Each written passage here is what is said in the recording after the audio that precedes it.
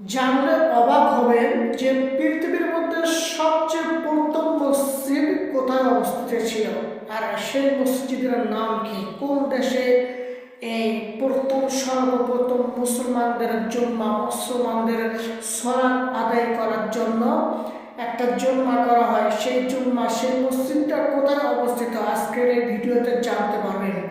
তার আগে আমি আপনাদেরকে বলে যাই যে আমার এই ভিডিওর মধ্যে একটা সাবস্ক্রাইব করবেন, একটা লাইক, একটা কমেন্ট করে আপনার মন্তব্য জানাবেন এবং সুন্দর সুন্দর আরও ভিডিও পেতে আমাদেরকে উৎসাহিত করবেন।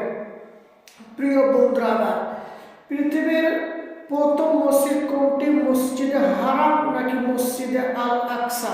এ বিষয় নিয়ে আমরা আজকে আলোচনা করব। আসলে মসজিদুল আল আকসা নাকি মসজিদুল হারাম, এই দুইটার মধ্যে কোনটা সবচেয়ে পৃথিবীর মধ্যে সর্বপ্রথম এসেছিল?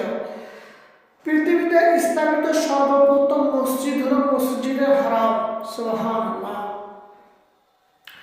মসজিদে হারাম, এই হারাম সর্বপ্রথম এই মসজিদটি অবস্থিত।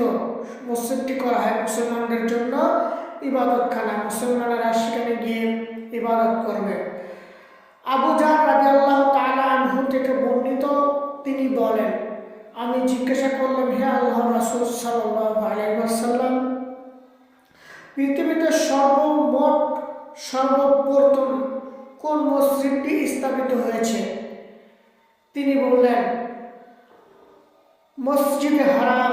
আমি জিজ্ঞাসা করলাম, এরপর কোন মসজিদ স্থাপিত হয়েছে? তিনি বললেন, মসজিদে আকসা।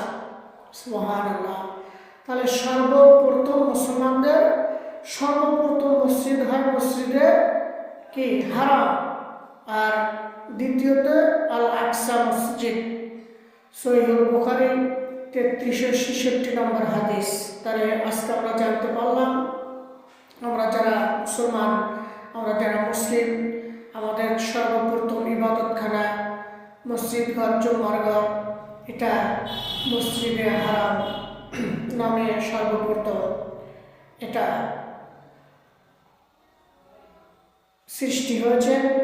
তো সম্মানিত ভিউয়ার্স, আমরা নেকির আশায় সওয়াবের উদ্দেশ্য করে আমাদের এই চ্যানেলটি সাবস্ক্রাইব করব, আর আমাদের ভিডিওর মধ্যে একটা লাইক দিয়ে কমেন্ট দিয়ে রাখবেন, যাতে আর প্রশ্ন করবেন যে কার কি রকমের প্রশ্ন রয়েছে, সুন্দরভাবে উত্তর দেওয়ার চেষ্টা করব ইনশাআল্লাহ। সবার প্রতি অনেক অনেক দোয়া ও ভালোবাসা রইল। আসসালামু আলাইকুম ওয়া রাহমাতুল্লাহ।